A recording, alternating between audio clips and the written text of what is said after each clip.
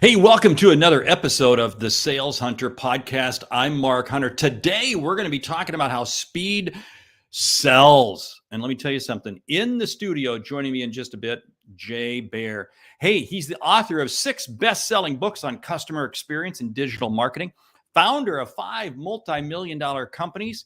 He's advisor to the world's most iconic brands, and he knows the definition of GBR, which we'll get to at the end of the show. Hey, let's get it going right now. You're listening to the Sales Hunter podcast with Mark Hunter, where the focus is to help you as a sales leader sell with confidence and integrity. And now here's your host. We're talking speed sell, so that means the show's got to go really fast. So Jay, hey, welcome. Hello, my friend. Great to be here. The show's over now. That's it. That's right. We're done. We're done. Because speed does sell. Okay, that's it. Hey, you know. Oh, did I say that Jay is also kind of a funny guy? He is. He's just a good guy to hang out with. I think the plaid suits that you wear may have altered your DNA a little bit, or maybe your DNA altered the plaid suits. I don't know. But anyway, hey, let's talk about this topic, speed sells, because in fact, you got a new keynote out on it. Yeah. And really want to dive into it because we talk about how speed sell. People take that for granted, but it's not. And I love a post that you just said. I'm sorry, I'm going to talk too much here. You talk about speed and cheap, and those two don't go together, right? Yeah. I mean, we've all heard that, I think, in business for a long time. It's the good, fast, cheap, pick any two. Now, I will tell you that fast is non-negotiable. You have to be fast. And then you can decide whether you want to be fast and cheap or fast and good, but you better be fast. And that's not just my opinion, Mark. It's based on new research. I just conducted a big national research study of more than 2,000 Americans pegged to the census. This is legit research. This isn't just like I went down to the pub and asked 10 guys. This is real university level research. And it finds that 2/3 of customers say that speed is as important as price. Speed is as important as price. And so this notion that responsiveness creates revenue is real. And it's amazing for sales professionals because so often they think, we would have gotten that deal, but we just weren't as price competitive as the competition. You know what? In some cases, it's not price at all. It's the fact that they were just faster than you were. Oh, I love that. And hey, we got to take a time out here real quick for Calendly, because when it comes to closing deals, Calendly knows how important maintaining momentum is for your sales team. Calendly provides the automation you need to connect with your best leads faster and schedule every meeting throughout your sales cycle. Hey, if you want to sell fast, you can do that with Calendly. Request your demo today. Okay, now back to this whole piece, because I want to talk about this research. So it's not, you just didn't go down to the pub and talk to 10 people. Speed. And I did do that, but I also talked to 2,000 other people. Oh, yeah, we won't bring up those stories. No, it's okay. This is a family show. So let's dive into this thing, because I think the customer has a different definition of speed than the sales company, the seller, whoever it is. How do we get the two on the same page? Well, what you have to figure out is that customers' relationship with time is always driven on expectations. There is no inherently fast or slow. It's how long do they think it will take, and then how long does it actually take. So if you were to let's say you're interested in maybe visiting a chiropractor or something, and you're a new patient, and so you expect that maybe you could get in to see this chiropractor within 4 days, but it takes you 3 weeks to get an appointment. You're like, wow, that was a lot slower than I expected. That changes your relationship with that business. If you say, hey, I'd like to get LASIK eye surgery, and they say, cool, can you come in the morning? You're like, wait, how do you have appointments tomorrow already, right? So it's all about expectations. So one of the best things you can do as a professional is to figure out what I call, Mark, the right now. And the right now is the perfect amount of elapsed time in every customer interaction. And essentially, the right now changes by business, it changes by company type, it changes in a lot of scenarios. But essentially, the right now, the Goldilocks zone, is just slightly faster than customers expect. Interesting. Okay. Now that, because I was going to challenge you on something, because I'll have a call with a client and we're going to do a consulting project and I know what I want to do for them. And I can Mhm, sit there, oh, I'll send you back a plan in 10 minutes. mhm. No, I say, give me a couple days to work with my team. Yes. Because again, that's setting the right expectations. Now, here's the challenge though. How do we know what that right time frame is? Because we're always dealing with Yeah. different customers. 2 steps. First step is how long does it take you now? Right? So how long does it take you now to send out the proposal? Is it a day? Is it 2 days? Is it 4 hours? Is it 4 months? And I ask business people and sales professionals this all the time. I say, okay, well, tell me how long it takes you today. What they say, Mark, is, well, usually, I'm like, that's not what I asked you. I didn't ask you what it typically is. I said, what is it? Do you have it tracked? Do you have it written down somewhere? What is the average? What is the median? What is the mean? Until you know what it takes you today, you can't then optimize it. So what you want to do is first figure out how long it takes you now. And then second, make it faster on purpose, and then see what implications and ramifications that has on customer spend, on customer attitude, on customer loyalty, on all the things that you're looking to provide. So in your case, if you usually send out a proposal in 2 days and you can track that, say, we always do it in 48 hours, I would say, cool, do it in 24 hours and do it consistently every time in 24 hours, and then see how customer attitudes change, customer revenue changes, customer loyalty changes. Okay. Now let's run this to the internet. Yeah, I go online, I'm looking at a website, Mhm. looking at some stuff. And of course, the proverbial bot pops up, Mhm. where they want to interact. Yes. And, that, hey, people have installed that for speed. But is that creepy speed or is that good speed? Depends. The popping up of the opportunity is not creepy. The initial interaction can be creepy because, as we said, you can be too fast. If someone says, Mark, I want a proposal, and you give them a proposal in 10 minutes, that's like when you go to the Mexican food restaurant and you order enchiladas and they bring you enchiladas in 90 seconds. You're like, how did you make enchiladas this fast? I no longer trust these enchiladas. There must be an enchilada machine or somebody already ordered these. You're like, this is bad. Same thing with any kind of a chat bot or automated attendant. If it pops up automatically, you're like, yeah, it doesn't bother me. But if you actually dive in there and you ask a question and the answer comes in half a second, you're like, wait a second. There's no way that a person was back there typing this. This is a canned response that is AI driven. And now maybe I'm not as confident in the overall interaction. So there is this notion of the right now. Speed at all costs actually costs. So you can't be too fast in every situation. Say that again, because that was a fascinating line. Speed at all costs actually costs. Interesting. So there is a dynamic where we can actually get out over our skis. I mean, do you want to go to the fastest tattoo artist in town? No, there's certainly scenarios where, like, I don't want speed at all, that it actually reduces trust. I have this technique, system called the continuum of confidence. And the continuum of confidence sort of maps customer interaction time to trust, right? And so again, the right now, which is what we're looking for, is just slightly faster than what customers expect. So maybe they expect that you could turn around a proposal in a day. So maybe what you do is you turn it around in 10 hours or, slightly faster than a day. That might be the right now for you. Okay, now you were touching on something there because you mentioned the word trust in relationship to speed. Yeah. How do we bring those two together? Because I do see a correlation between speed and trust. Huge. But Because if you're as fast or faster than they expect, they trust you because clearly you're operationally sound. Because if you can do it that quickly, you, generally speaking, have your act together. But again, if it's too fast, then you're like, wait a second, this is just off the shelf. This isn't bespoke. This is automated. This is not, there's no care put into this at all. So you kind of want to find that Goldilocks zone. That pops into my mind a situation I had on I won't say the airline, but we're about ready to close the door and push back, and the captain comes on. Well, we got kind of a problem here, and it's going to take us a while to work through. hang in there and I'll get back to you. And then like 20 seconds later, I said, oh, never mind. We got it fixed and we're out of here.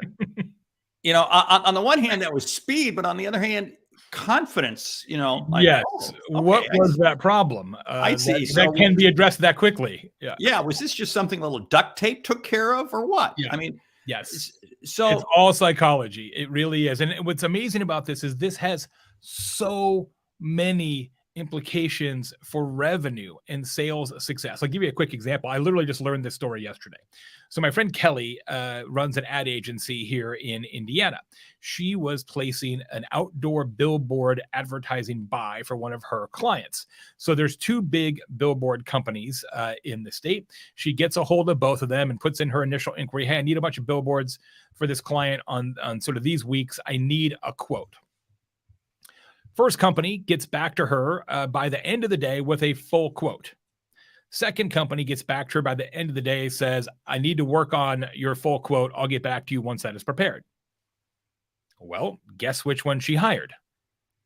She hired the one who gave her what she needed quickly. Now, that was about a $25,000 contract. Huge revenue implications. But the part that's really insidious, Mark, is this. If you are billboard company number 2 who did not get the $25,000, the evidence of why that happened is literally invisible to the company. There's no spreadsheet. There's no sales tracking tool that says we lost this because the other guys were faster. When you are not fast enough for your customers and prospective customers, that evidence is invisible, which makes it really dangerous for companies. Wow. So how do you measure that? Because again, that second company could have come back with a lower price point. And well, I guess we need to lower our prices even more. Yet that's what happens. No, you nailed it. That's exactly what happens because you always assume it's price. It's the easiest calculation to make in your head.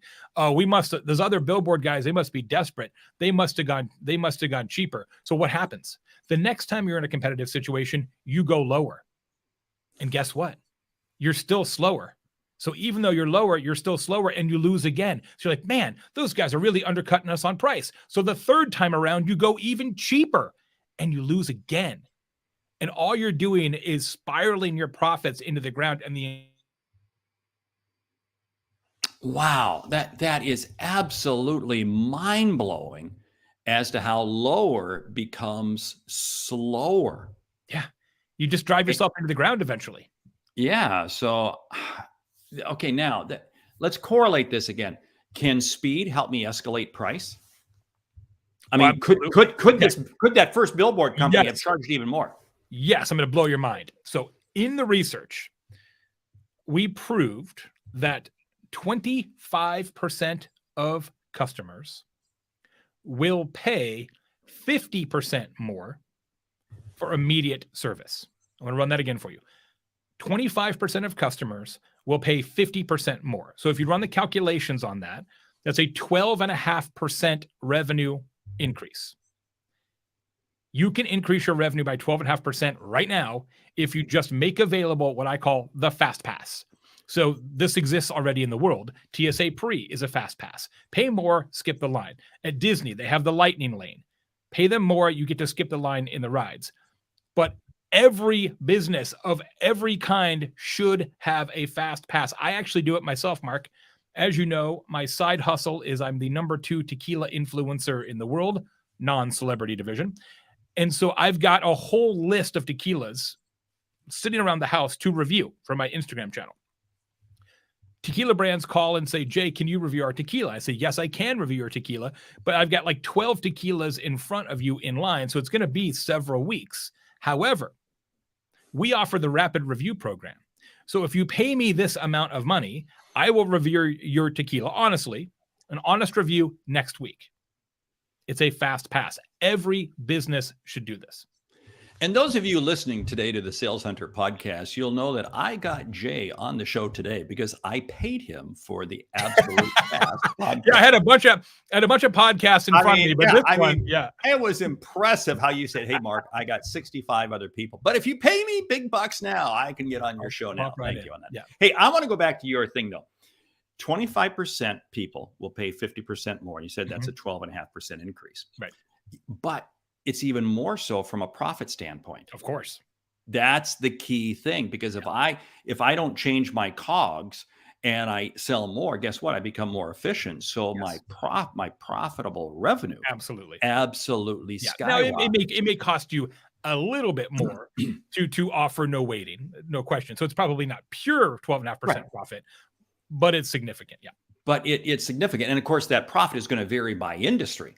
Absolutely. Again, if I'm a SaaS and it's a fixed cost, basically, it's going to increase 100% of it. But if And it's SaaS is a great example. I mean, yeah, how often do you license software, and then you want to get it installed, set up, configured, kicked off in your organization, and the sales associate or the tech associate that handles the sales implementation says, "Okay, we can start your implementation in 23 days, right? mhm. Or you can pay us an extra chunk of money, and we can start your implementation tomorrow." Wow, wow. That is amazing, and I got to take a side note here because it really supports our sponsor, Calendly, because we Oh, do need to thank incredible! the people at Calendly for their Perfect sponsorship. sponsor. Because again, it helps you get control of your calendar to be able to sell faster and book more high value You know meetings. how much time you waste with a client trying to schedule appointments without Oh, Calendly? It's ridiculous. it is bizarre, and yet, say, yeah, and go back to, I wonder if that second billboard company, the one that didn't get the deal, Yeah. again, if they had the tools in place to be able to expedite the process. So do you think speed is more of a sales problem, the sales organization problem, or is it a customer service problem? Yes. The answer is yes. Yes. Uh, Okay. Thank you. because There we go. we actually tested this in the research, and you can get the whole report at thetimetowin.com. Okay, hold on. Thetimetowin.com. Yep, Okay. the whole report for free, infographics, videos, summaries, everything. We asked customers where in the entire relationship funnel, consideration, setting an appointment, have a problem, every conceivable customer interaction, including sales. In which of those is speed important or very important? And for at least 2/3 of customers, it's important always. Now, there are a couple situations where speed is even more egregiously important. For example, if you have a problem, right? My bicycle is broken. Now you really want to get a hold of somebody quickly. That's probably slightly more important than I want to buy a bicycle, because you typically don't have a bicycle shortage emergency, but you never know. So speed is always important. Therefore, to answer your question, it is everybody's problem. But I would look at it this way. It's not just a problem. It is, but it is also an enormous, enormous financial opportunity for all corners of your business. Responsiveness creates revenue, period.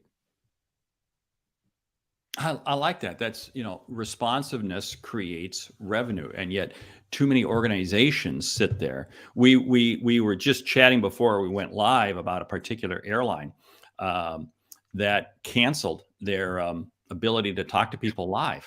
Yep. Yeah, Yeah. The and thought is that it saves them money if they don't have to have a telephone. having no customers can save them money too.